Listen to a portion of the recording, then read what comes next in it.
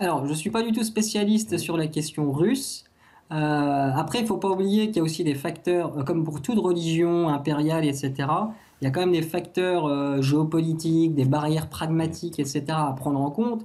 Si bien que des fois, bon, une religion peut reculer un petit peu, mais pour des raisons de pragmatisme réel, etc., plutôt que pour des raisons dogmatiques. Donc avec la Russie, je pense que c'est un sujet très technique. Je suis loin d'être un Mhm. spécialiste sur cette question-là.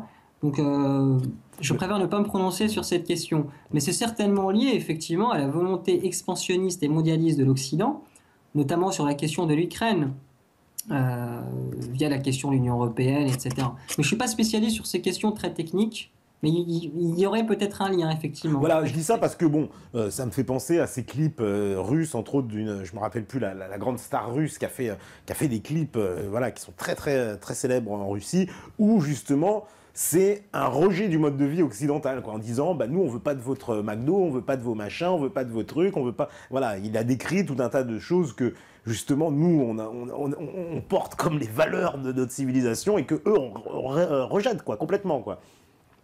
Oui, oui, absolument, oui, effectivement, on peut le voir comme ça. Alors la Russie, je pense, c'est le genre de pays qui, justement, souffre souffre justement de la multiplicité des clivages au sein du pays. Parce que la Russie, il faut oublier qu'il a un côté effectivement traditionnel qui résiste, etc. Mais il a aussi un côté totalement rallié aux valeurs occidentales. Il ne faut pas oublier que la Russie, je crois que c'est l'un des premiers pays où il y a le plus de divorces. Alors Mm. pour un pays de tradition orthodoxe, c'est quand même voilà, c'est un pays où il y a quand même beaucoup d'alcoolisme, il y a beaucoup de prostitution, il y a beaucoup de, enfin, où il y a un patriarcalisme occidental aussi, hein, je veux dire, les femmes russes dans certaines contrées. Donc c'est un pays qui est justement, moi je le comparais un peu à Israël de ce point de vue-là. C'est typique de ces régimes nationalistes qui aboutissent à ces contradictions entre, donc à ce genre de clivage entre d'un côté vouloir réhabiliter la tradition et de l'autre côté être aussi dans les valeurs occidentales. Mhm. Mais est-ce que l'islam, parce que ça aussi, je vois passer sur le chat, mais ça me fait penser, c'est vrai, est-ce qu'il n'y a pas aussi, du point de vue musulman, l'idée d'avoir aussi une civilisation universelle, universaliste en tout cas, et aussi une forme de prosélytisme qui mènerait aussi à eh ben, exporter l'islam partout où il est exportable en tout cas. Est-ce que l'islam porte ça en elle ou pas? Ou c'est aussi un fantasme de l'occidentalisme, mais c'est comme ça qu'on pressent la chose. Alors l'islam en tant que religion, en tant que théologie, c'est-à-dire d'un point de vue strictement théorique, Mhm. bien sûr que l'islam il a cette prétention universaliste, etc., et qui doit exporter les valeurs islamiques partout dans le monde, etc. Mhm. Mais bien sûr, ça c'est un dogme de l'islam, bien sûr. D'ailleurs, l'histoire de l'islam, etc., le montre, hein. Je veux dire, les premiers califes, les conquêtes arabes, etc., ça allait dans le sens de l'islam, hein. Mhm. Euh, mais, euh, mais je rappelle, c'est le cas aussi du catholicisme, hein. Ouais, bien sûr, ouais, bien sûr. Voilà. Donc, mais bien sûr. Maintenant, moi, ce que je dis, attention, mais c'est là que je vais peut-être préciser. Je ne dis pas que l'Occident est une religion missionnaire, prosélyte, etc., impériale, et les autres religions, non. Non, c'est pas ce que je dis. Je dis que les religions monothéistes, enfin, christianisme, islam, sont des religions, tout comme l'occidentalisme, à prétention universaliste, impériale, etc. Mais ce que je dis, c'est que lorsqu'on regarde la réalité aujourd'hui, on s'aperçoit que les Occidentaux sont beaucoup plus religieux et l'occidentalisme aujourd'hui domine beaucoup plus que l'islam et les musulmans ou le catholicisme et les catholiques. C'est ça que je dis. Hein. Après, on peut faire de la théologie comparative, Mhm. c'est-à-dire comparer qui est le plus missionnaire, le plus violent entre l'islam et l'occidentalisme, entre le catholicisme et l'islam. On peut s'amuser à faire ça, il n'y a pas de problème. Moi, je peux parler de ça pendant 10 heures, j'adore ça. Mais là, on resterait dans le théorique. Moi, je regarde la réalité. La réalité me dit qu'aujourd'hui, il y a une religion qui a le monopole en matière de missionnariat militaro-religieux, etc. C'est l'occidentalisme. C'est quand la dernière fois qu'un pays musulman ou catholique a envahi un pays occidental pour y instaurer la charia? C'est pas arrivé depuis très longtemps. Ouais. Alors que dans le sens inverse, un pays occidental, voire même une coalition de pays occidentaux qui attaquent des pays musulmans pour y instaurer la démocratie, visage politique de l'occidentalisme, ça devient un scénario récurrent. Ouais, oui, complètement, oui, oui, complètement. Parce que l'occidentalisme aussi, il est particulièrement agressif. Oui, bien sûr, bah, de toute façon, on le voit, il est agressif. Maintenant, une fois de plus, est-ce que l'islam serait plus agressif si l'islam était dans la même position, C'est-à-dire s'ils bénéficiaient des mêmes moyens technologiques, de la même situation géopolitique, etc., et puis du même recul historique et tout, est-ce que l'islam serait plus violent? Est-ce que le catholicisme serait plus violent ou moins violent? Ça, c'est d'autres questions. Ça, c'est Ouais. des questions théoriques, etc. Moi, je regarde la réalité. Voilà. Et alors justement, Je ne dis pas que l'occidentalisme est moins bon ou meilleur. Ça, ce serait un autre débat, vous voyez? ouais, d'accord, ouais. Parce que justement, alors, parce il y a énormément de questions, je vais commencer à en prendre. On me dit, l'invité pourrait-il nous parler de la place de l'amour dans la religion de la République? C'est vrai que l'amour, il est ringardisé, on ne parle que de sexe dans la République.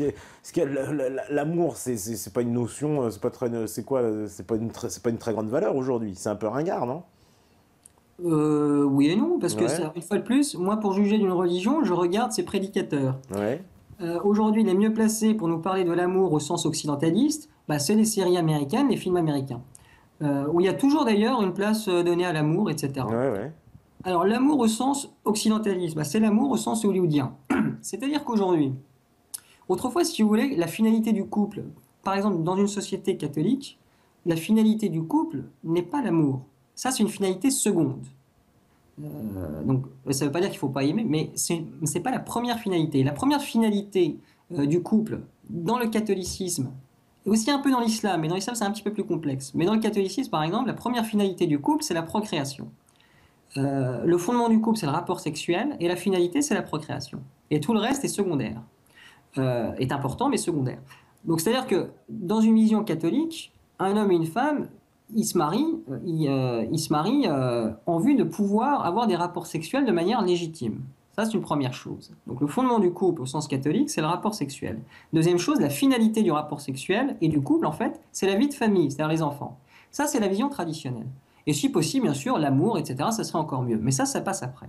Dans la vision hollywoodienne, enfin occidentaliste, Mhm. c'est plus la finalité n'est plus la procréation, les enfants, et puis on ne se marie plus au sens occidental pour avoir des rapports sexuels.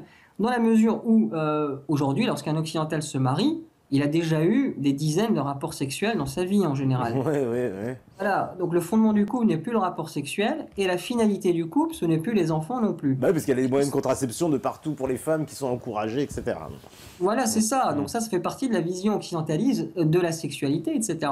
Donc l'amour au sens occidental, c'est quoi? Ben, c'est tout simplement, pour l'homme ou pour la femme, c'est de vibrer. C'est-à-dire, c'est l'âme sœur, c'est de jouir, etc. C'est pour ça que ça tient peu, parce qu'au bout de 3 ans, lorsque l'euphorie du début baisse, eh ben, il faut recommencer. Mhm. Il faut revibrer comme les instants. C'est-à-dire, c'est la recherche de cette vibration pulsionnelle intense, etc., constante. C'est ça la finalité de l'amour au sens hollywoodien. C'est vibrer, c'est écouter ses émotions, ses pulsions, plutôt que la raison, etc. Ça, c'est la vision de l'amour au sens occidentaliste. Et qui est à l'origine d'ailleurs de pas mal de divorces, etc. Mais ça, si vous voulez, l'Occident le gère bien, parce qu'il donne des droits, voilà, il essaie de gérer les gardes alternés, les choses comme ça. Mais la finalité première du couple, au sens occidentaliste, c'est vraiment de vibrer au sens pulsionnel. Là où dans les sociétés traditionnelles, c'était avoir des rapports sexuels de manière légitime et déboucher sur une vie de famille. Aujourd'hui, ça c'est secondaire. La finalité, c'est vraiment vibrer. Voilà pourquoi dans les films, par exemple hollywoodiens, le héros, c'est-à-dire lorsqu'un un père de famille après 10, 15 ou 20 ans de mariage, de vie de famille, etc., il rencontre une femme au boulot ou ailleurs de qui il tombe amoureux et qui quitte tout pour l'amour, au nom de l'amour pour cette femme, ça nous est présenté comme un héros, c'est-à-dire l'idéal justement de l'amour occidentaliste. Alors que du point de vue catholique ou islamique, c'est pas un héros, c'est un salaud. Voilà. C'est vrai, c'est vrai, c'est vrai. Alors, je vais reprendre, il y a pas mal, vraiment pas mal de questions. On me dit, l'invité serait-il d'accord que la société traditionnelle et la société capitaliste des marchands qui ont pris le pouvoir au XVIIIe siècle, puis qui se sont dilués dans diverses idéologies et pouvoirs culturels, n'ont-elles pas en commun le fait de vouloir toujours façonner l'homme et la planète à l'image par leurs valeurs fondatrices? Ça c'est évident. Mhm. Ouais, C'est voilà. évident. Alors, qu'est-ce qu'on me dit encore? On me demande, on me dit, euh, est-ce que les religions ont été créées pour cacher une religion universelle? Oui, parce qu'il y a souvent cette histoire de la primo-religion qui aura été adoptée par l'ensemble de l'humanité, puis les religions sont venues. En fait, une religion, mais c'est un peu quand même ce que tu expliquais au début, une religion balaye toujours une autre, finalement. Une religion est toujours remplacée par une autre religion. Oui, c'est ça, c'est ce qui se passe dans l'histoire, oui. Parce que même, voilà, si en Europe, il y avait du paganisme, il a été balayé par le catholicisme, qui aujourd'hui se fait balayer par l'occidentalisme. Hein, peut-être... Et bien malin, d'ailleurs, celui qui arriverait à prédire la prochaine religion. Parce que l'occidentalisme, je pense qu'il s'effondrera. Dieu merci. Ah oui, il s'effondrera aussi. Et quoi, l'islam, il a une chance de remplacer l'occidentalisme, c'est ça ou... Ça, c'est un autre débat. ça va en faire flipper certains. Justement, alors ça, c'est une question intéressante. Qu'est-ce qui peut jaillir, justement, après l'occidentalisme, si l'occidentalisme vient à s'effondrer?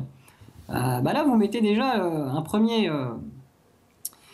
si vous voulez, bon, je peux en parler quelques minutes si... Bien sûr. Si vous voulez, on est un peu dans une situation comparable. Alors là, je vais faire de la spéculation eschatologique, etc. Mais bon, allons-y. On est un peu dans la même situation aujourd'hui. En tout cas, les musulmans, ils vivent un peu la même situation aujourd'hui que la situation des Juifs au temps du Christ. C'est-à-dire, je m'explique. Au temps du Christ, vous aviez les Juifs, vous avez la moitié d'entre eux qui étaient en Terre Sainte, donc en Palestine, et puis l'autre moitié qui était dispersée un peu partout dans l'Empire romain. Et vous aviez le contexte impérial romain, donc l'empire le plus puissant au monde, qui dominait sur toute la région et tout. Et vous aviez à côté un petit peuple, les Juifs et tout. Bon. Donc une bonne partie des Juifs étaient dispersés un peu partout, notamment au sein de l'Empire romain. Et ils étaient d'ailleurs, ça il faut le savoir, les Juifs représentaient 10% de la population de l'Empire romain. 10%. C'est-à-dire à peu près, grosso modo, la même proportion que les musulmans en France. Bon. Donc, si vous voulez, les musulmans, aujourd'hui, ils sont un petit peu dans une situation analogue que les Juifs en ce temps-là, au temps du Christ, il y a 2000 ans, dans la mesure où ils sont dominés largement par un contexte impérial, qui est l'occidentalisme, tout comme les Juifs autrefois étaient dominés par le contexte impérial romain.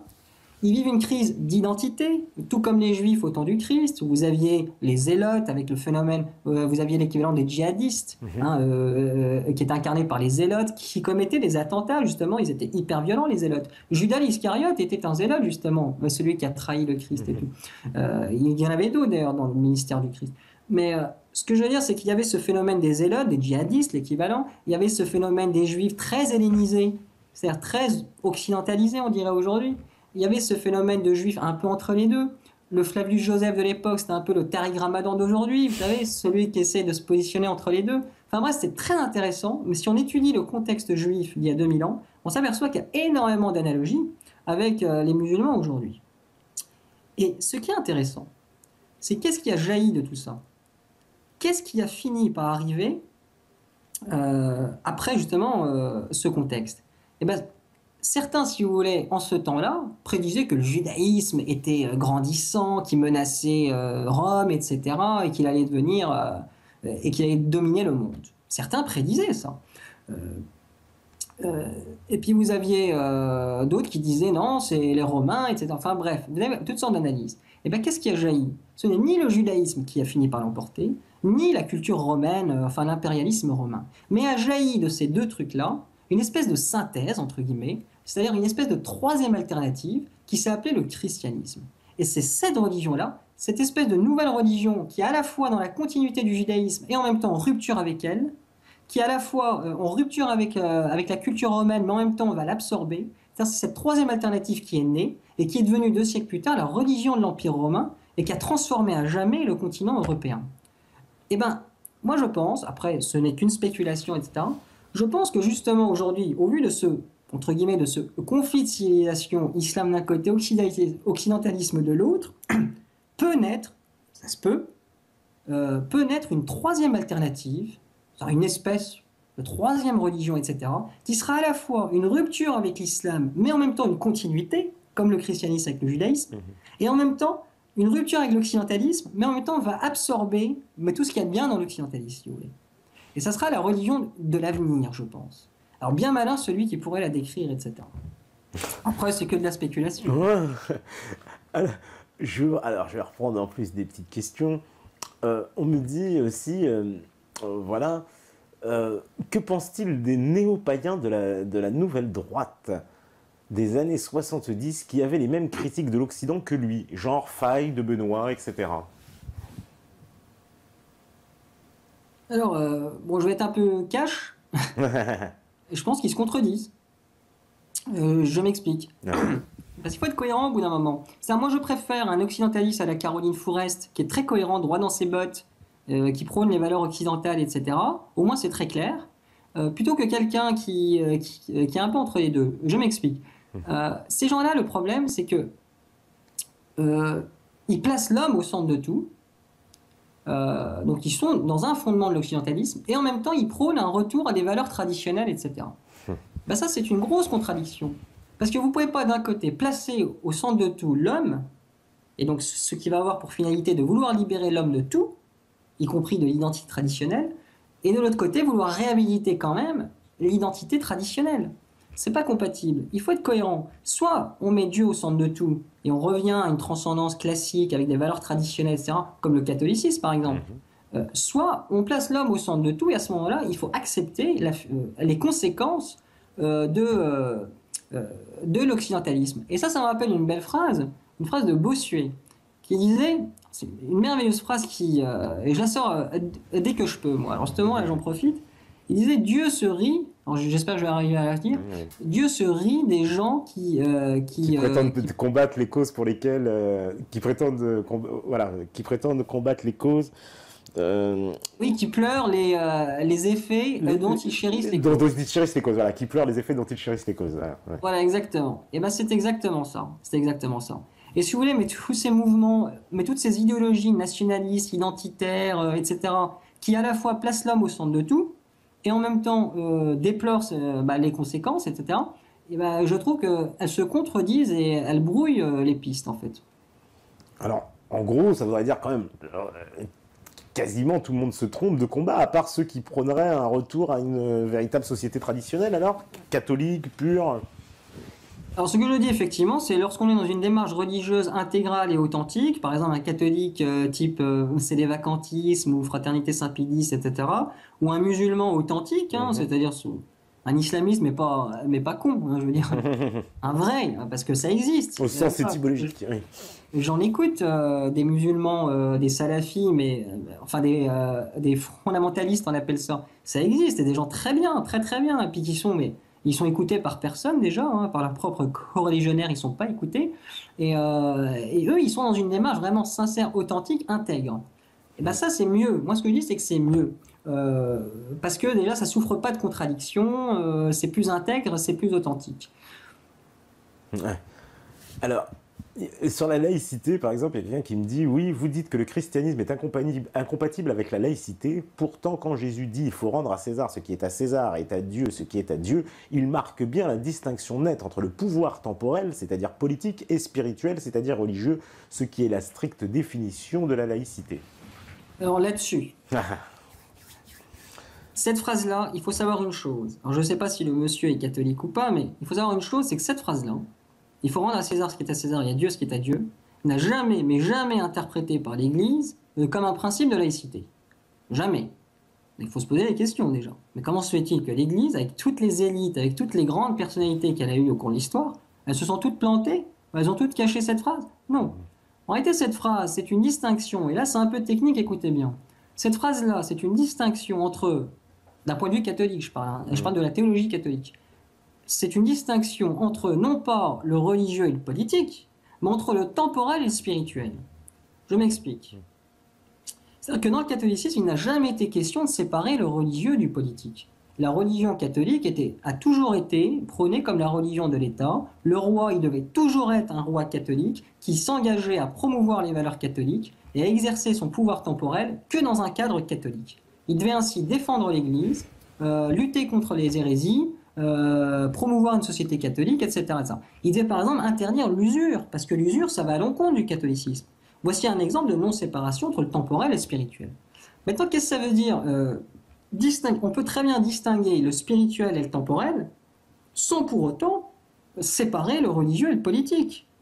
Exemple, la question du code de la route en France. Ça, c'est une question de pragmatisme temporel. question purement temporelle. Ça n'a strictement rien à voir avec le religieux. De ce point de vue-là, le catholicisme, il vous dit, c'est le roi qui doit s'en occuper. Nous, l'Église, on ne s'en mêle pas, c'est une question purement temporelle. Publique, certes, mais purement temporelle. Maintenant, sur d'autres questions, telles que les questions liées à la famille, telles que les questions liées, je sais pas, à l'argent, etc., et bien là, l'Église, elle a son mot à dire. Et il faut que le roi, donc là, il n'y a pas de séparation entre les deux autorités, il faut que le roi adopte une politique en matière d'argent, de famille et tout, qui n'aille pas à l'encontre des principes catholiques. Donc bien faire attention, le catholicisme fait une distinction entre le temporel et le spirituel, mais jamais entre le religieux et le politique. Jamais, jamais, jamais. Le catholicisme a toujours placé le religieux au-dessus du politique. Le pouvoir temporel du roi se faisait toujours dans un cadre catholique. Mais seulement le roi avait une autonomie, une indépendance sur des questions strictement temporelles qui ne touchaient pas la morale ou les dogmes. Oui, d'accord. Et alors, on me demande aussi, on me dit, est-ce que une religion a déjà repris une place qu'elle avait perdue, comme certains espèrent aujourd'hui que le catholicisme revienne? Et est-ce que on a déjà vu ça dans l'histoire, justement, une religion revenir et balayer une autre, quoi? Alors ça, Très peu d'exemples ou... alors une chose est sûre, c'est qu'on n'a jamais vu une religion mourir pendant, on va dire 1000 ans, 1500 ans, 2000 ans, et puis revenir. Parce que c'est comme si aujourd'hui on voyait la réhabilitation d'un paganisme romain ou germain ou je ne sais quoi venir régir une société entière. C'est impossible. Maintenant, donc la question c'est de savoir est-ce que le catholicisme, pour les catholiques, est-ce que le catholicisme est mort ou pas? Est-ce qu'il est mort ou pas? S'il est mort, en tout cas, ça ne fait que 2 siècles, donc peut-être qu'ils ont encore des cartes à jouer. Et s'il n'est pas mort, eh ben, tout est encore à jouer. Donc la question c'est de savoir est-ce qu'il est mort ou pas? Est-ce qu'il est totalement mort ou pas? D'accord. Il y en a qui me disent la future religion, c'est le New Age. Est-ce que c'est vrai, le New Age peut être souvent assimilé à une religion comme la religion de Mère Nature? Alors en fait, le New Age, c'est pas une religion du tout, hein. Ouais. Il faut bien comprendre une chose. Pourquoi? Alors le New Age, c'est une spiritualité, si on veut, c'est une religiosité, c'est tout ce qu'on veut, mais c'est pas une religion. Pourquoi? Pour qu'il y ait une religion, il faut qu'il y ait une condition nécessaire, qui est ce qu'on appelle le caractère englobant. C'est-à-dire qu'une religion s'occupe de tous les domaines de la vie. Elle a son mot à dire, en termes de bien, mal, dans tous les domaines de la vie. Que ce soit la question de la sexualité, la question de l'argent, la question de la famille, la question de la politique aussi. Hein, une religion a une vision politique, elle a des principes, etc. Donc une religion a ce caractère englobant. Maintenant, dans le New Age, c'est quoi la conception new ageuse de la politique? Il n'y en a pas. C'est quoi la conception new ageuse du mariage? Il n'y en a pas. C'est quoi la conception new ageuse, je sais pas moi, de l'argent, de la sexualité? Bah, il n'y en a pas. Il n'y a pas de dogme, si vous voulez. Donc il n'y a pas ce caractère englobant et il n'y a pas ce caractère dogmatique. C'est pas une religion, c'est une spiritualité, ça d'accord, mais c'est pas une religion. Voilà. On me dit, est-ce que tu pourrais parler de l'ethnocentrisme occidental de la Bible si tu connais? Pardon, L'ethnocentrisme occidental de la Bible. l'ethnocentrisme occidental. Alors c'est quoi ça? Je sais pas, c'est la question telle qu'elle est posée. L'ethnocentrisme occidental de la Bible. Bon. Alors je pense qu'il veut, enfin, il faut qu'il précise sa question. Alors est-ce que ça veut dire par là? Alors l'ethnocentrisme occidental de la Bible? Ouais. Parce C'est-à-dire, que la Bible, elle serait basée sur un ethnocentrisme occidental. Bon, ce qui n'est pas tout à fait faux déjà dans les représentations, de serait-ce que du Christ, des saints, où il y a Ah oui, clairement des visages occidentaux et non pas des visages même orientaux. ah oui, alors si je comprends bien, alors, ah oui, à ce moment-là, c'est pas la Bible à ce moment-là, Oui, parce c'est pas. parce que Oui, la Bible c'est un texte. Hein. oui. C'est un texte qui est beaucoup plus, d'ailleurs, on va dire, hébraïco-centré Oui. hein, que occidentalo-centré. Alors si c'est ça qu'il veut dire, alors bien sûr, alors justement, moi je trouve personnellement, ça c'est une analyse, hein. Je trouve que le catholicisme, par exemple, une des raisons de sa chute, c'est justement le fait qu'il soit beaucoup trop enraciné dans une culture locale et qui est la culture latine. Parce que je ne sais pas si vous avez remarqué, mais au moment de l'avènement du protestantisme, Ouais. on remarque une chose, c'est qu'il y a une scission entre les pays anglo-saxons et les pays latins. Les pays latins sont restés catholiques, les pays anglo-saxons se sont convertis au protestantisme. Alors je pense que c'est pas un hasard. Le fait que ce soit les pays latins qui aient gardé le catholicisme profondément enraciné dans une culture latine, à travers le latin comme langue liturgique, etc., et puis des pays non latins qui se soient déliés justement du catholicisme pour adopter justement cette nouvelle religion, Je pense que c'est pas un hasard, c'est parce que justement, après je peux me tromper, mais je sais que certains ne seront pas d'accord. Mais je pense que c'est parce que justement le catholicisme était profondément enraciné dans une culture latine. Et par conséquent, il reniait son caractère universel, enfin, mais ce qui était censé faire son universalisme. Je pense, après c'est une analyse, mais ça mériterait un autre débat aussi. D'accord. Eh ben écoute, c'est l'heure de la deuxième pause on va faire dans quelques minutes dès que la régie elle sera prête et puis on revient pour la troisième partie. Alors allez-y, posez vos questions, puisqu'on va consacrer exclusivement à répondre à vos questions. Et voilà, il y en a déjà d'autres qui sont arrivés. Eh ben on va y répondre juste après. Et la régie, elle est prête. On fait la pause et on revient juste après. À vous la régie. Voilà, donc de retour sur la libre antenne, dans quelques instants, toujours avec le petit scribe avec nous, toujours avec les métanautes, qui vont, on va répondre à vos questions dans quelques instants, dès qu'on sera avec le petit scribe en direct. En plus, oui, voilà, il y a pas mal de réactions, mais voilà, on me dit que c'est bon, bah parfait, le petit scribe, t'es avec nous, tu nous entends? Oui, oui, je vous entends. Ok, parfait. Donc voilà, il y a plein de questions. Alors il paraît que je suis trop gentil, tu vois, je te fouette pas assez. Alors je vais essayer d'être plus méchant en troisième partie. Il paraît que je suis trop sympa avec toi. En même temps, je l'ai dit, il faut s'il y a une faille dans le raisonnement du Tisseré, allez-y, essayez de poser une contradiction. Enfin voilà. Alors il y en a qui me disent, par exemple, considérez-vous que le fait de l'histoire recommence de manière si précise sur des milliers d'années et qu'une solution miraculeuse soit trouvée dans un contexte de clivage si important comme la signature d'un Dieu tout-puissant? Est-ce que vous croyez en Dieu? Ça, c'est une question qui est revenue souvent en plus. Est-ce que tu crois, de quelle religion es-tu? Il demande. Oui. Alors cette question-là, moi si vous voulez, j'ai un projet, je ne répondrai pas ce soir. Je développerai mon projet plus tard, mais j'ai quelque chose de très très précis. D'accord. Alors, est-ce que maintenant tu veux répondre à la question que j'avais posée tout à l'heure? Pourquoi, puisque cette religion de l'occidentalisme est-elle aussi puissante? Pourquoi elle a triomphé et a marqué des points? Alors, d'accord, au-delà des succès militaires, parce que les peuples sont convaincus aussi que c'est le modèle de réussite de la planète. Oui, absolument, oui. Et- Écoutez, pour faire une réponse très courte, je Ouais. pense que si l'occidentalisme, mais là je vais me faire beaucoup d'ennemis certainement, Ah ben, si ouais. l'occidentalisme a triomphé, alors moi je ne suis pas un occidentaliste, je rejette l'occidentalisme, etc.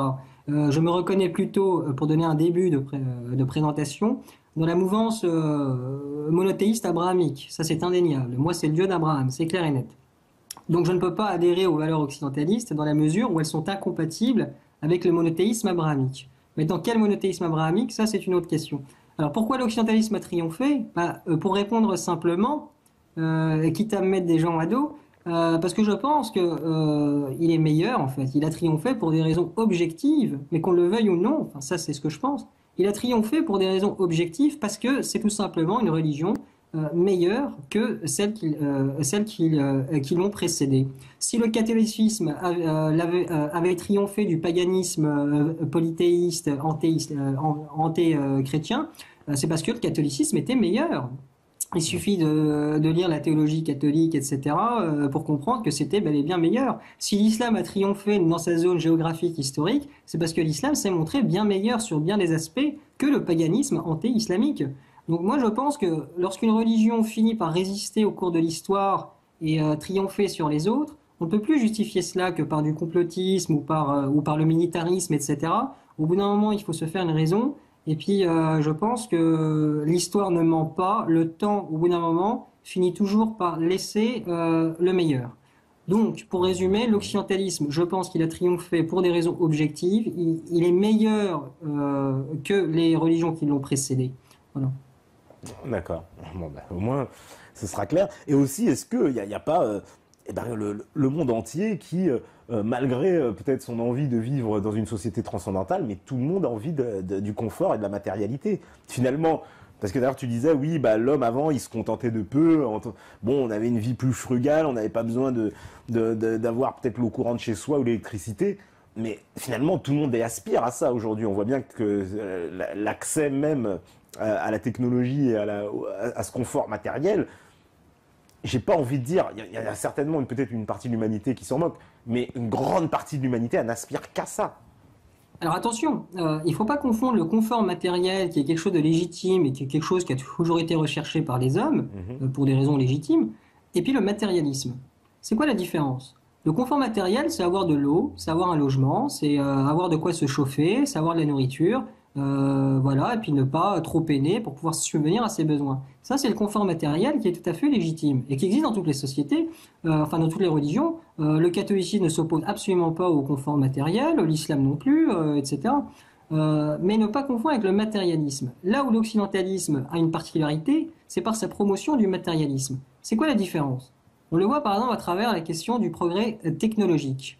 Vous avez la technique qui a toujours été exploitée par les hommes, la technique afin de subvenir à leurs besoins et tout. Mais la technologie, c'est-à-dire le technologisme, etc., c'est ce qui consiste à prendre pour finalité avoir des objets toujours de plus en plus sophistiqués, au-delà même des besoins nécessaires, même pour être heureux. C'est ça le matérialisme. C'est toujours vouloir des produits de plus en plus sophistiqués et prendre ça comme une fin en soi. C'est ça le matérialisme et ça fait partie. Je ne sais pas si c'est inhérent à l'homme, enfin voilà, mais ne pas confondre le confort matériel et le matérialisme. Mais ce que tu dis là, c'est pas justement le simple fruit de l'évolution technologique naturelle? Le matérialisme? Oui. C'est-à-dire Oh, je que crois. naturellement, puisqu'on va vers la technologie, on améliore plus de technologie et on se transforme vers la sophistication et toujours plus de sophistication, inévitablement. Bah, inévitablement, non, justement. Non, non, non. Hmm. Là, c'est comme si vous disiez, lorsque quelqu'un est riche à 1 milliard, inévitablement, il va chercher à avoir un deuxième milliard. Bah, du point de vue de certaines religions, c'est considéré comme un péché. Ouais. Vous avez largement de quoi vivre toute votre vie. Chercher à avoir plus, c'est un péché. Donc, c'est pas forcément une évidence, quoi. Ça dépend. C'est une vision subjective, là aussi, Mhm. qui est particulière à l'occidentalisme. Alors, on me dit justement, le transhumanisme serait-il une suite logique à l'occidentalisme? Absolument. C'est la suite logique, c'est la finalité. Est-ce que ça ira jusqu'au bout? Je ne sais pas. Mais là, voici le parfait exemple, le transhumanisme.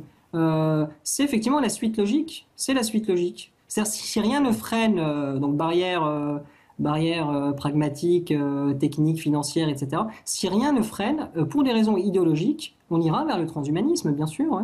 C'est consubstantiel au logiciel occidentaliste, bien sûr. D'accord. On me dit, alors, l'idée du Dieu unique n'est-elle pas la justification d'un maître invisible dans laquelle les élites de l'époque ont trouvé un avantage pour garantir leur domination, genre son amour du patriarcat qui serait positif en soi, ne l'est en vérité que dans l'esprit oriental pour des raisons d'adaptation anthropologique à leur environnement?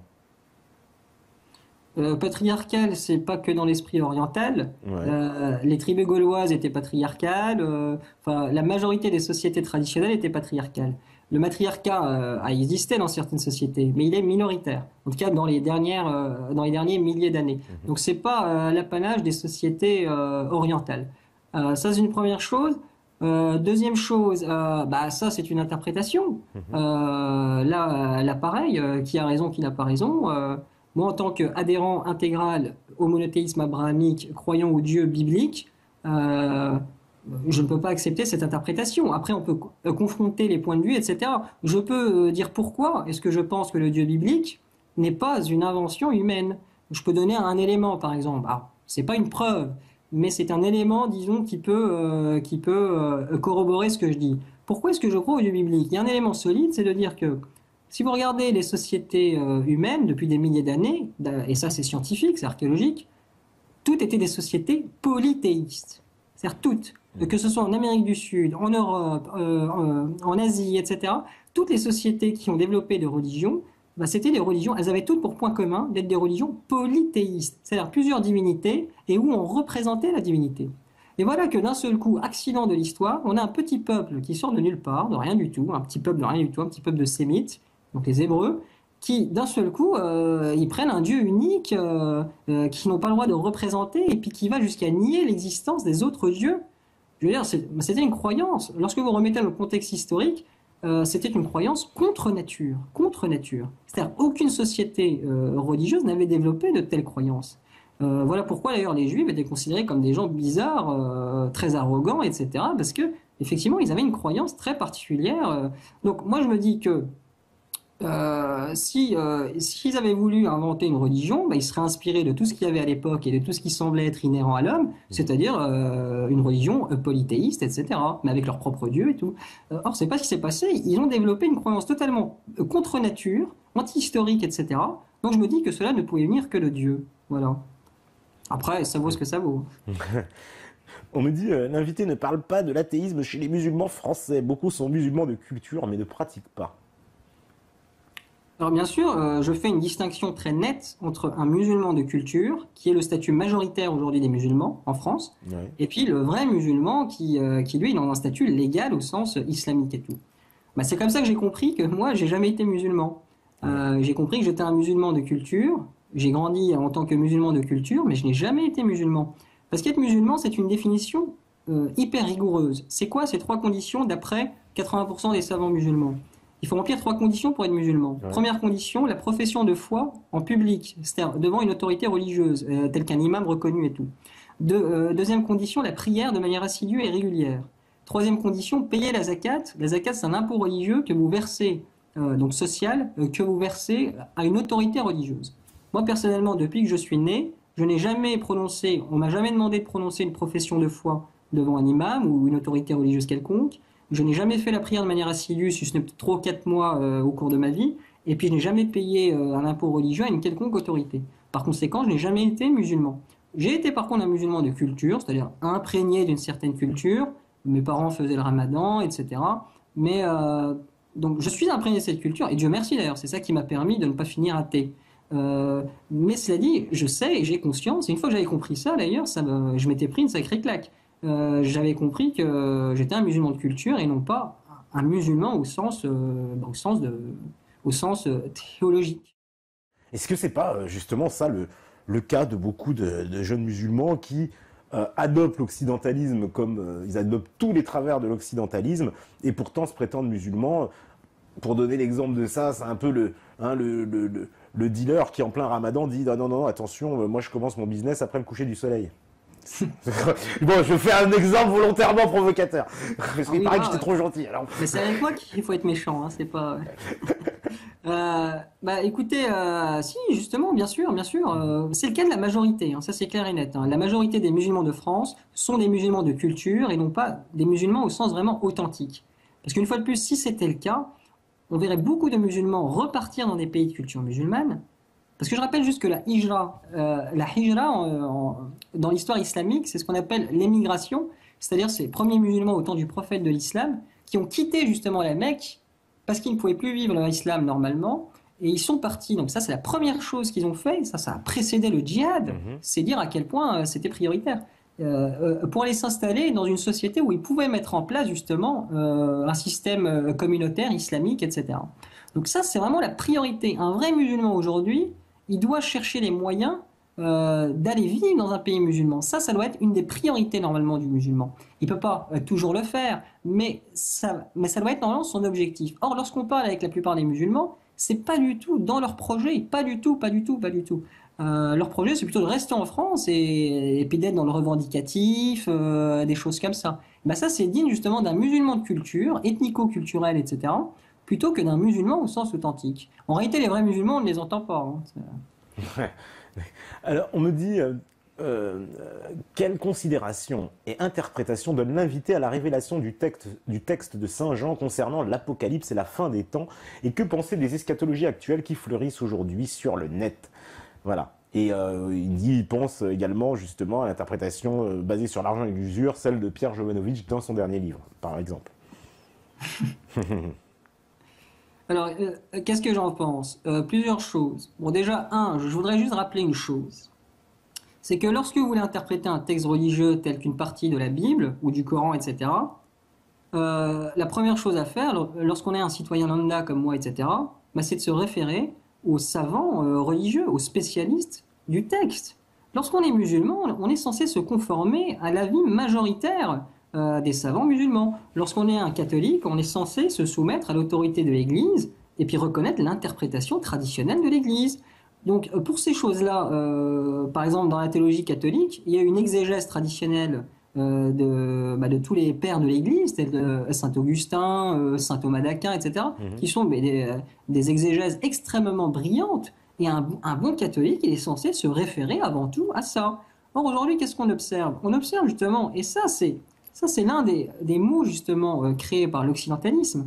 On observe aujourd'hui chaque individu, ça c'est l'esprit démocratique Mhm. occidental, prendre un texte de la Bible et l'interpréter exactement comme il veut. Et il va juste écrire des bouquins dessus.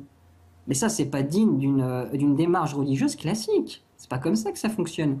Euh, c'est comme si moi, si j'avais aucune formation scientifique, etc., je me permettais d'interpréter ce que j'observe dans la nature et d'écrire des bouquins dessus alors que je n'ai aucune connaissance scientifique. La moindre des choses, c'est de consulter justement les spécialistes de la science. Et ben, en théologie, ça marche exactement pareil. Mais il n'y a que l'esprit occidental qui... Parce que c'est quoi l'esprit occidental? C'est beaucoup plus subtil que l'athéisme. C'est ça qu'il faut bien comprendre. L'esprit occidental, il vous dit pas, vous devez nier l'existence de Dieu, ou vous devez y croire, c'est pas ça. C'est beaucoup plus subtil.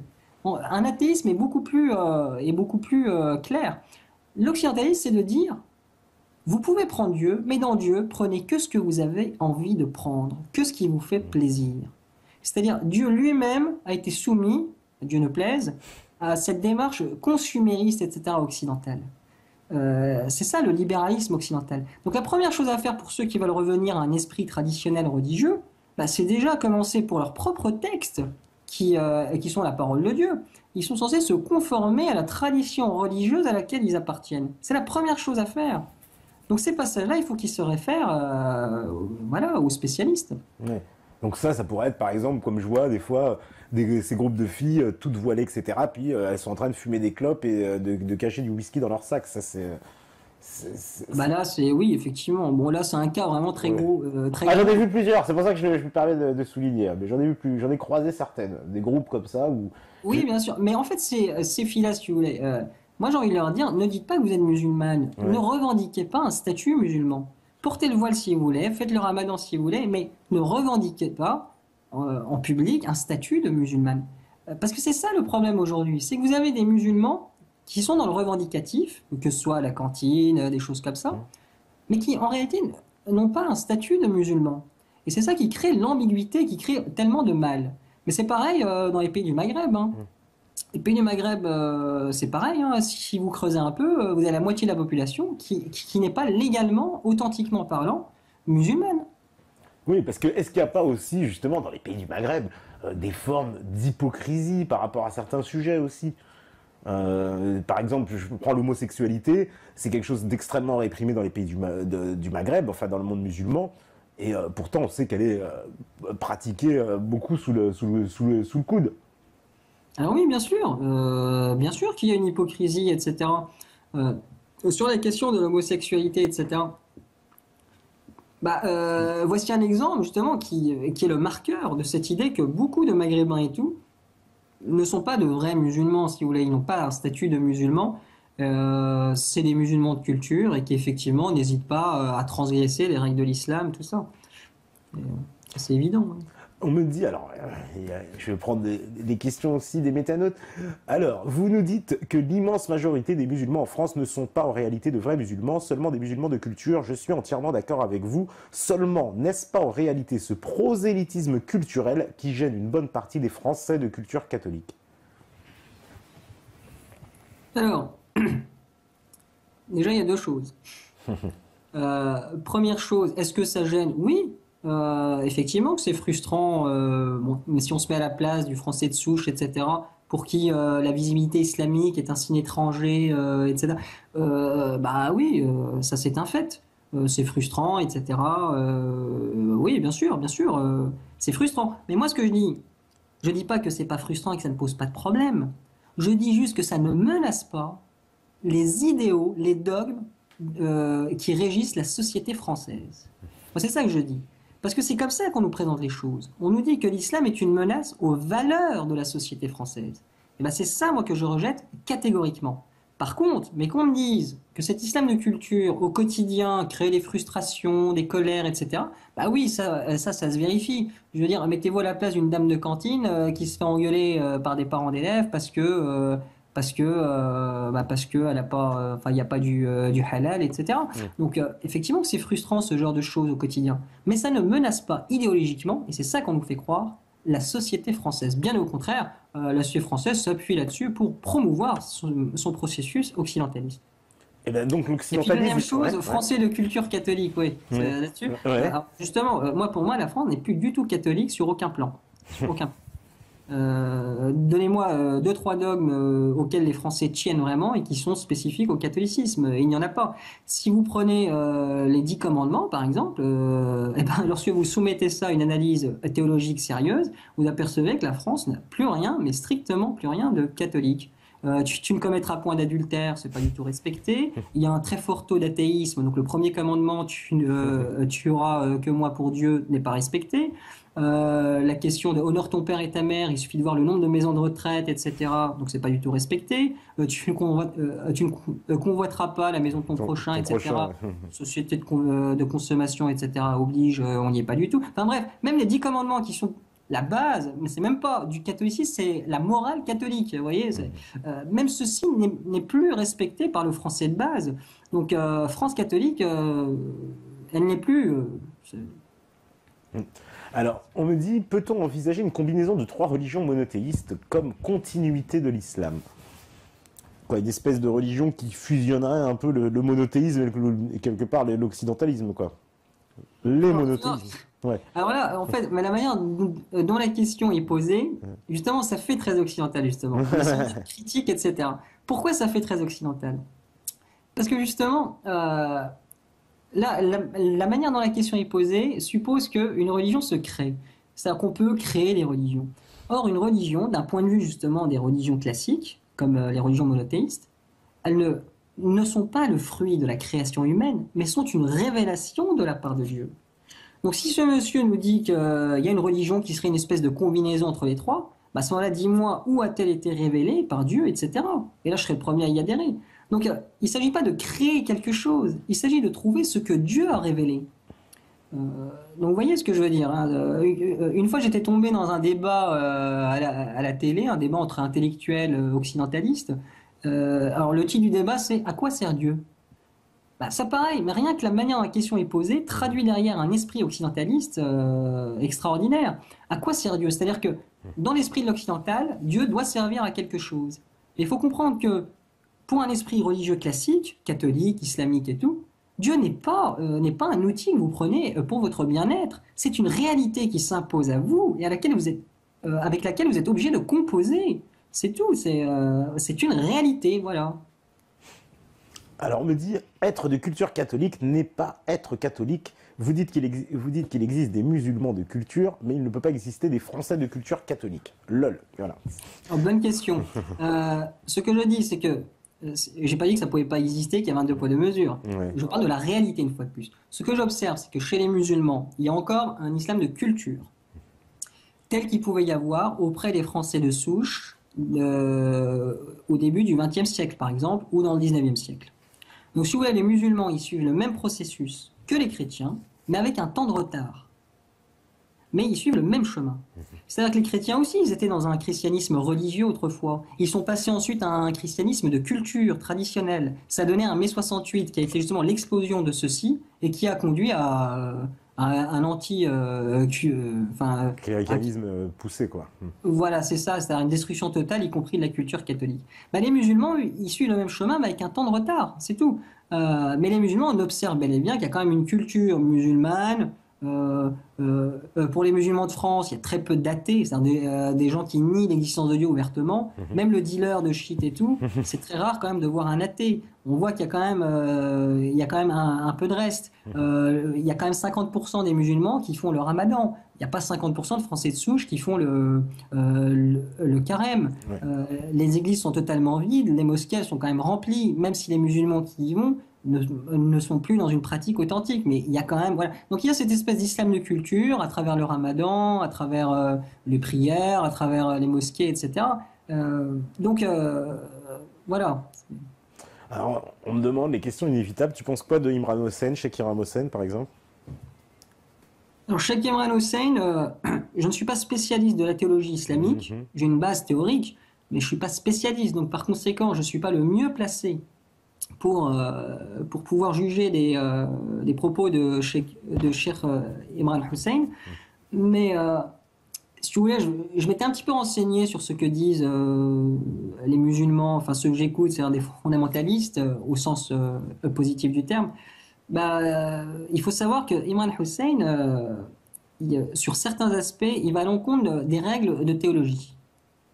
Voilà, donc il se comporte pas toujours comme un vrai théologien, si vous voulez. C'est un peu comme un scientifique qui dirait des choses extrêmement intéressantes et tout, mais sur certains aspects, il ne respecterait pas la démarche scientifique, donc la démarche expérimentale, etc. Cheikh Imran Hussein, c'est un peu ça. C'est sur certains points, et c'est démontrable, je crois, mais il faut consulter les spécialistes. Il transgresserait un peu les règles de théologie traditionnelle, voilà. Parce que la théologie, c'est une science. Donc il y a des règles précises pour la théologie. C'est pas, je veux dire, la Bible, le Coran et tout, c'est pas des livres que vous lisez comme une bande dessinée ou un roman, etc. Il y a une science derrière, c'est-à-dire qu'il y a des règles de lecture, des principes, une méthodologie. Alors Imran Hussein, il me semble qu'il transgresse certaines de ces règles. Après, ça, c'est l'avis des spécialistes. D'accord. On me dit, est-ce que le sport est une nouvelle religion? Ouais. Là, pareil, une religion, mais comme j'avais dit, une religion, c'est englobant, c'est-à-dire qu'il doit y avoir une Ouais. conception du mariage, de la politique, etc. Il n'y a pas de conception sportive du mariage. Oui, donc le sport fait partie de l'occidentalisme, quoi, Voilà, dans sa composante, mais n'est pas lui la religion lui-même, quoi. absolument, exactement. Ça fait partie de l'occidentalisme. Maintenant, la question qu'on peut se poser, c'est pourquoi est-ce que le sport Tient cette joue place, oui, un rôle oui, aussi important oui, dans l'occidentalisme? Voilà, absolument. oui. Euh, Ça, t'as une réponse, toi, à cette question? Pourquoi le sport, c'est quoi? C'est l'exaltation du vainqueur, du héros, de quoi? Des valeurs aussi? Parce que le sport, c'est censé, on nous parle toujours des valeurs du sport, tu sais, les sportifs ont une espèce de, allez, j'ai envie de dire, de préjugés d'honnêteté, hein, comme une auréole un peu au-dessus de la tête, parce que ce serait, bon, ça s'est beaucoup dégradé, hein, ces derniers temps. On a eu des images de sportifs un peu plus dégueulasses, mais je veux dire, le sportif, c'est quand même celui qu'on porte comme ça au pinacle, waouh, le saint tout-puissant, j'ai envie de dire. Oui, non, absolument. Mais d'ailleurs, on peut poursuivre l'analogie, c'est intéressant. Le sportif, c'est un peu l'équivalent de quoi au temps de la société profondément catholique? C'est un peu l'équivalent de l'espèce de moine ou du saint qui se mortifiait, vous savez. Ouais. Parce que le principe du sport dans l'occidentalisme, c'est quoi? C'est faire souffrir son corps, par exemple en faisant des tours de terrain, etc. C'est vraiment se pousser jusqu'au bout, faire souffrir son corps, mais en vue d'en récupérer un bien-être psychique. C'est le principe du jeûne, en fait, dans les religions classiques, où on mortifiait son corps, on se privait de nourriture, etc. Et où l'objectif, c'était d'en retirer un bien-être spirituel, etc. Donc ça joue un peu le même rôle. Après, c'est lié à un tas de trucs, hein. C'est l'exaltation, effectivement, c'est l'apologie de... C'est-à-dire qu'il faut vibrer, parce que ça, le sport, c'est vibrer au sens pulsionnel, etc.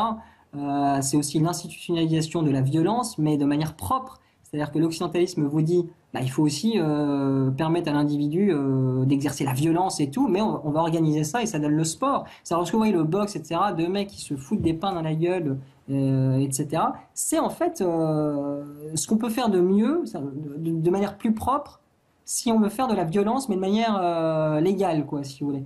Et l'occidentaliste qui est toujours à la recherche de pousser les limites de la liberté jusqu'au bout, il va jusqu'à institutionnaliser de manière propre la violence. Et le sport sert aussi à ça. Il sert aussi à, voilà, à faire l'apologie de tout ce qui est vibré au sens pulsionnel, etc. Voilà, donc on peut faire de belles analyses là-dessus. Alors, une question, je te lis la question. Bonsoir, vous dites que la crainte d'une partie de la population française concernant le prosélytisme islamique est infondée et que ces gens sont des occidentalistes fanatiques. Pourtant, ces gens-là, pour la plupart, votent FN et sont considérés comme des apostats par les prédicateurs, entre guillemets médias, de cette religion que vous appelez occidentalisme. Je vois une grande contradiction de votre part, n'est-il pas? Alors, Front National, vous avez une personne. Alors, c'est vrai ce qu'il dit, hein, c'est très intéressant. Le phénomène Front National est très intéressant à étudier. Le Front National, bon, il faut savoir qu'il y a un électeur enfin, il y a un électeur inscrit sur 8 qui vote Front National, pas plus. Hein, il ne faut pas se fier au score 50%, etc., parce qu'il y a en général 50% d'abstention. Donc, ça ne va pas plus loin que 10, 15, 20% au maximum. Donc, déjà, le Front National. Il y a un plafond de verre au-dessus du Front National qui est dû justement aux soupçons qui sont portés sur lui par rapport à son caractère hérétique par rapport à la religion occidentale. Bon. Maintenant, moi, ce que j'observe, parce qu'il a raison, ce monsieur, mais moi, ce que j'observe, c'est que qu'est-ce qu'il a dû faire, le Front National, pour gagner autant de voix depuis des années? Eh bien, il a dû sacraliser les principes occidentalistes. Effectivement, Marine Le Pen n'a que le mot république, laïcité, démocratie à la bouche. Et donc, c'est au nom de ça, c'est grâce à ça qu'elle a pu monter. Autrement dit, pour que quelqu'un monte au sein des Occidentaux aujourd'hui, il faut qu'il sacralise les valeurs occidentalistes s'il va avoir des chances de gagner des voix. Voilà, donc couplé à un anti-islam, c'est-à-dire parce que c'est cohérent, lorsqu'on est un occidentaliste, on est aussi anti-islam. Il faut bien le comprendre, parce que l'islam est une religion, et donc être un occidentaliste, c'est être contre les autres religions, ça c'est normal. Donc le Front National, finalement, il est dans les principes occidentalistes. Je vois pas en quoi il a... Après, c'est l'image qu'il a, etc., où effectivement... Mais en tout cas, ce que j'observe, c'est que le Front National, pour monter, il a dû sacraliser des principes républicanistes occidentalistes. Ça a été la condition sine qua non. Donc ça ne remet pas en cause ce que je disais. D'accord. On me dit, l'invité connaît-il Rachid Abou Oudaifa, l'imam de Brest qui est salafi? Voilà. Et qui, pour avoir vu plusieurs de ses vidéos, me semble bien qu'apolitique en apparence en tout cas. Je sais pas, tu connais, non? Tu connais cette imam? Oui, je connais, oui. Oui, t'en penses quoi? Ça, c'est... Bah déjà, il faut savoir une chose. Bon, je veux pas être dans le procès d'intention ou quoi que ce soit, mais j'ai écouté plusieurs prédications de ce monsieur. Ouais. Bon, déjà, il faut bien comprendre une chose, c'est qu'on peut pas être un imam nommé par la République et prêcher un islam authentique. C'est absolument impossible. Aujourd'hui, mais tous les imams, alors j'espère que ça va pas m'attirer des ennuis ce que je dis, mais tous les imams que vous avez qui sont nommés par la République, que ce soit Rachid Abou Oudaifa, que ce soit, bon, je vais pas citer des noms pour pas nuire à certains, mais il faut bien comprendre que tous ces imams, ils peuvent pas prêcher un islam authentique. Pourquoi? Parce que l'islam, le vrai islam, mais comme le vrai catholicisme, etc., est incompatible avec les valeurs républicaines. L'islam ne peut pas demander à des musulmans de s'intégrer à un système anti-islamique. Voilà, donc lorsque vous avez un imam de la République, lorsqu'il est nommé par la République, la contrepartie, c'est qu'il essaye justement d'occidentaliser l'islam en évitant des sujets justement d'incompatibilité, voire même en mentant, etc. Donc Abu Hudayfa, malgré sa belle apparence de salafi et tout, etc., il prêche pas, voilà, il prêche pas un vrai islam, quoi. D'accord. Alors on me fait le lien aussi, on me dit être anti-islam, c'est être anti-religion. Vous dites, pourtant on ne peut pas être occidentaliste en étant anti-judaïque. Qu'en pensez-vous? Très très intéressant. Ouais. Très très intéressant. Alors il faut savoir déjà que l'occidentalisme est anti-judaïque, le judaïsme en tant que religion. Mhm. Oui, nécessairement. Vous prenez l'exemple d'Israël. Israël est profondément anti-religieux. Allez demander aux juifs orthodoxes, etc., s'ils sont heureux de la société qu'ils ont, etc. Allez leur demander aux juifs orthodoxes religieux, hein, je parle religieux, allez leur demander s'ils sont contents que Tel Aviv soit la première ville de la Gay Pride dans le monde, etc. Allez leur demander s'ils sont contents que ce soit la démocratie en Israël et non pas les valeurs de la Torah. Donc Israël est un régime justement, n'est pas un régime théocratique, hein, c'est un régime démocratique, c'est une démocratie nationaliste. Donc l'occidentalisme est profondément anti-juif, mais lorsque le judaïsme est une religion au sens traditionnel, c'est-à-dire une religion qui s'oppose à l'adultère, une religion qui s'oppose à la société de consommation, au féminisme, etc. Ça, c'est une première chose. Maintenant, mais comment analyser justement, dans le cadre de cette nouvelle terminologie, la place que prend la souffrance juive de la Deuxième Guerre mondiale? Ben justement, une fois de plus, pourquoi est-ce que l'occidentalisme sacralise cette souffrance? Parce que c'est ça qui lui permet de discréditer de manière définitive toute vision nationaliste. C'est-à-dire, dès que quelqu'un veut revenir à des valeurs traditionnelles nationalistes et tout, on lui dit « Ah, tu veux revenir à ce que le national-socialisme a fait pendant la Deuxième Guerre mondiale ?» Donc c'est ça, c'est aussi pour ça. L'occidentalisme, il se sert aussi de cette souffrance juive de la Deuxième Guerre mondiale pour discréditer le nationalisme, etc. Donc ça, c'est une première chose. Voilà, c'est... Mais le sionisme, pourtant, il est compatible avec le logiciel de l'occidentalisme. Alors, le sionisme, alors justement, ça c'est une bonne question. Alors, le sionisme, alors en Israël ou en France? En France, disons en France. Bah, le sionisme, il tire sa puissance de quoi en fait? Justement, il joue là-dessus. Il joue là-dessus. Le sionisme tire sa légitimité en quelque sorte de la sacralisation par l'occidentalisme de la souffrance juive de la Deuxième Guerre mondiale. Donc en partie. Après, ça s'explique aussi par d'autres facteurs. Vous avez des lobbies sionistes, vous avez une réussite politico-sociale juive qui est très grande en France, etc. Donc c'est un tout qui mène justement à expliquer cette existence de lobbies sionistes en France, etc. Mais si vous voulez, moi je regarde toujours, est-ce qu'il y a une caution morale? Pour qu'il y ait contradiction, il faut qu'il y ait une contradiction avec le logiciel dominant, le logiciel idéologique. Est-ce que c'est le cas? Là, pas vraiment, parce qu'une fois de plus, les sionistes, ils jouent sur quoi? Ils jouent pas sur les valeurs juives religieuses, ils jouent sur le fait que l'occidentalisme est incompatible avec le nationalisme et qui se sert justement de la souffrance juive pour discréditer le nationalisme, etc. C'est là-dessus qu'il joue. Et tant qu'il aura cette caution morale, il sera jamais abandonné par l'occidentalisme. Alors oui, voilà, on me dit on ne peut pas s'afficher anti-judaïque et occidentaliste. Je n'ai jamais vu cela dans les médias. C'est vrai que quelqu'un qui pourrait prôner voilà, toutes ces valeurs de l'occidentalisme ne pourrait pas prétendre, en fait, s'il n'acceptait pas de se soumettre aussi au logiciel judaïque. Alors après, est-ce que justement ça fait pas de aussi la religion juive aussi une exception même dans les religions? Alors, aujourd'hui, lorsque vous êtes, mettez-vous. Alors attention, moi, je ne veux pas défendre le judaïsme ou quoi que ce soit. D'ailleurs, si vraiment je voulais être rigoureux, le judaïsme n'est même pas une religion depuis que le temple a été détruit en 70 par les Romains. C'est-à-dire, lorsque vous menez une étude théologique sérieuse, en fait, vous apercevez que le judaïsme n'est même pas une religion depuis 70. C'est devenu une religiosité de communauté, où l'objectif, c'était de maintenir un esprit communautaire au milieu des nations. Voilà. Donc, c'est même plus une religion. Bon, maintenant, moi je me mets à la place d'un occidentaliste qui veut mener un combat contre les religions. Quelles sont aujourd'hui les religions les plus influentes? Est-ce que le judaïsme en tant que religion est influente? Est-ce que le judaïsme est prosélyte? Il doit y avoir moins de 10 millions de juifs croyants, pratiquants dans le monde. Si vous voulez mener un combat contre la religion, honnêtement, c'est pas par le judaïsme religieux que vous commencerez. Lui, il pose aucun problème, parce que déjà, c'est même pas une religion depuis 2000 ans. Et puis ça n'influence personne, le judaïsme religieux. Il n'est pas prosélyte, il n'est pas missionnaire, il ne régit aucune société, il est très méconnu, etc.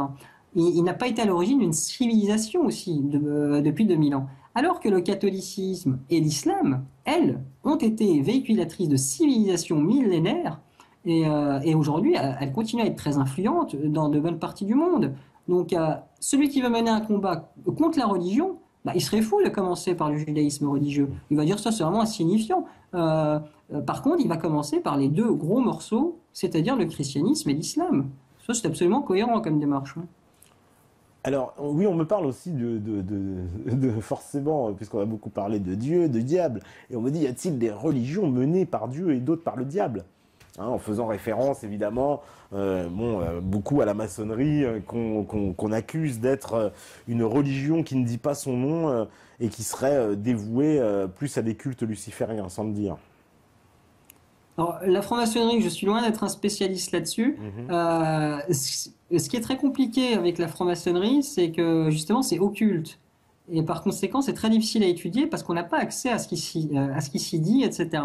Donc c'est beaucoup moins facile à étudier que l'islam, que le christianisme, etc. En tout cas, moi je sais une chose, c'est que je n'ai pas besoin de savoir ce qui se passe et ce qui se dit dans les loges maçonniques pour analyser la société. C'est-à-dire qu'il suffit d'observer ce qui se passe dans le monde occidental, etc., pour comprendre le vrai logiciel occidental. En tout cas, pour comprendre assez de choses, pour avoir une analyse relativement pertinente. C'est-à-dire comprendre une religion par ses effets. Voilà. Si partout la démocratie s'est installée, en tout cas ce qu'on appelle démocratie s'est installé, il y a une montée du libertarisme sexuel, une montée du féminisme, une montée de l'antiracisme, etc., et ben on comprend que dans le logiciel de base originel, et qu'il soit franc-maçonnique ou autre chose, sont consubstantiels l'antiracisme, le féminisme, etc. Et c'est à partir de ça qu'on essaie de recoller les morceaux pour reproduire un logiciel cohérent d'analyse. Donc si vous voulez, moi je préfère éviter de parler des sphères occultes avec lesquelles il est très difficile d'avoir accès, avec lesquelles il est très difficile d'avoir des informations. Je préfère me focaliser sur les effets qui, eux, sont vraiment visibles afin d'essayer justement de comprendre. Alors, on me dit, le scribe se rend-il compte qu'il adhère à la même théorie de choc des civilisations des néoconservateurs? Mais Mais justement, pas du tout. Ce Ouais, que j'ai démontré aujourd'hui, alors là, j'ai raté mon objectif. ouais, c'est Sandino qui dit ça.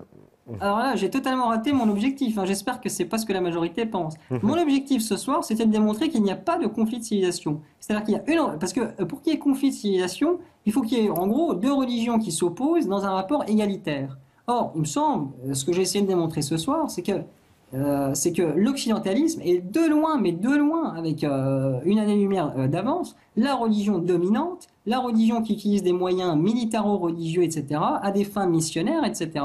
Là où l'islam, lui, il est à des années-lumière derrière.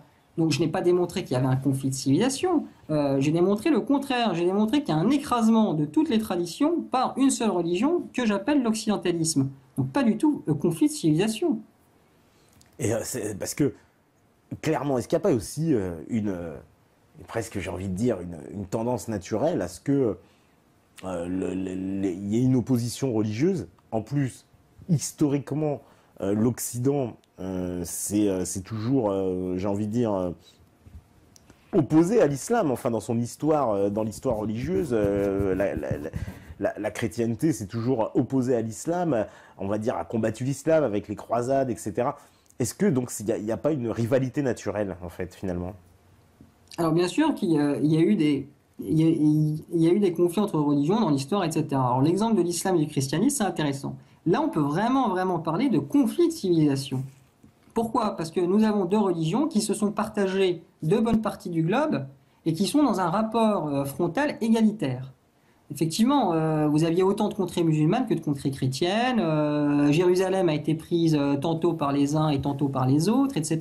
On voit bien qu'il y a un rapport d'égalité de force, etc. Là, on pouvait vraiment parler de conflit de civilisation. Mhm. Mais là, aujourd'hui, entre l'islam et l'occidentalisme, mais pas du tout. Pas du tout. Je veux dire, on voit bien que l'occidentalisme exerce une bien plus forte influence sur le monde musulman. Il y a vraiment une crise d'identité, non pas en Occident, mais dans le monde musulman. C'est le monde musulman qui vit une crise d'identité, qui est justement notamment due à l'influence occidentale. Là où le monde occidental, lui, est totalement homogène, unifié, etc. Voilà, donc il n'y a pas de conflit de civilisation, il y a une religion qui est en train d'écraser l'autre. D'écraser l'autre. Et si vous voulez, l'islam, c'est quoi dans cette affaire? Pourquoi est-ce qu'il réagit? Pourquoi est-ce qu'on voit des groupes qui réagissent de manière violente comme ça? Et c'est un petit peu comme la bête que vous allez tuer et puis qui est en train de se débattre juste avant de mourir. Donc l'islam, il en est là. C'est pour ça que certains sont vraiment scandalisés, etc. et qu'ils essayent d'agir au plus vite. L'islam, il est au moment où la bête est en train de se débattre avant de mourir définitivement. Voilà. Et puis lorsque la bête se débat, eh ben, c'est assez violent, etc. Mais ça, c'est avant de mourir. Donc l'islam, il vit sa période, il se débat avant de mourir. Et certains l'ont compris, ça explique les réactions urgentes et violentes de certains groupes. Ah ben, c'est comme ça que je vois les choses. Donc il n'y a pas de conflit de civilisation, l'Occident n'est pas du tout menacé. Ouais, d'accord. On me dit aussi, que pense l'invité du monde asiatique? A-t-il une opinion quant à son influence, contrairement à l'islam, sur l'occidentalisme? Je pense notamment au New Age. Est-ce qu'il y a ce monde asiatique qui tire ses marrons du feu là-dedans? Parce que c'est vrai qu'on a parlé que des religions abrahamiques, mais voilà, il existe le bouddhisme, l'hindouisme, etc. Alors même si c'est circonscrit à certains territoires, ça représente quand même un nombre de personnes assez considérable. Oui, Mais, absolument, oui. et eux, ils sont aussi, se battent contre cet occidentalisme en Asie, et ils sont aussi, c'est la même bataille qui se joue qu'avec l'islam? Alors l'occidentalisme, je connais beaucoup moins, mais pardon, le monde asiatique, je connais beaucoup moins. Mais cela dit, il est clair qu'il y a quand même une influence du monde occidental sur le monde asiatique qui est indéniable. Mhm. Vous avez par exemple des femmes indiennes qui vont jusqu'à faire des opérations pour s'éclaircir la peau. Vous avez des asiatiques, enfin des Chinois qui vont jusqu'à se faire débrider les yeux. Ils s'habillent comme des occidentaux, ils se coiffent comme des occidentaux, etc. Donc il y a une influence à sens unique qui est évidente. Euh, Maintenant, on me dit le New Age s'importe en Europe, dans l'Occident, etc. Donc le monde asiatique exercerait une influence, etc. Le New Age, le bouddhisme, tout ça. Mhm. Mais une fois de plus, moi, ce que j'observe, c'est que c'est pas le religieux qui s'importe, c'est le spirituel. Le religieux, c'est l'hindouisme, par exemple. L'hindouisme est une vraie religion. Il y a une conception de la société, une conception du mariage, une conception de la mort. Il y a une conception de tout. L'hindouisme est une religion et l'hindouisme ne s'importe pas. Par contre, c'est des idéologies spirituelles qui sont bien souvent justement importées en Occident, mais en même temps transformer sauce occidentale, pas tout le temps, mais souvent. Et en fait, c'est quoi? Bah, c'est de l'esprit occidental, ça. C'est-à-dire qu'il s'agit de se servir à des fins de consumérisme spirituel, etc. Mais jamais le religieux. Le jour où vous verrez une religion digne de ce nom, hein, islam, christianisme, hindouisme, etc., et non pas New Age, bouddhisme et tout, une vraie religion qui est aussi un projet politique et tout, revenir en Europe et influencer des millions d'Occidentaux, là vous pourrez dire effectivement il y a des choses qui changent. Mais moi ce que je vois c'est que c'est pas du tout le cas. Eh ben écoute, merci petit scribe hein, pour cette soirée assez tout en réflexion et tout en spiritualité, j'ai envie de dire. Donc parce qu'on arrive à la fin là, donc bah, merci beaucoup. Le temps qu'on Merci à puisse... vous plutôt. Hein. Ouais, bah écoute, ça nous a fait plaisir en tout cas de t'accueillir sur l'antenne.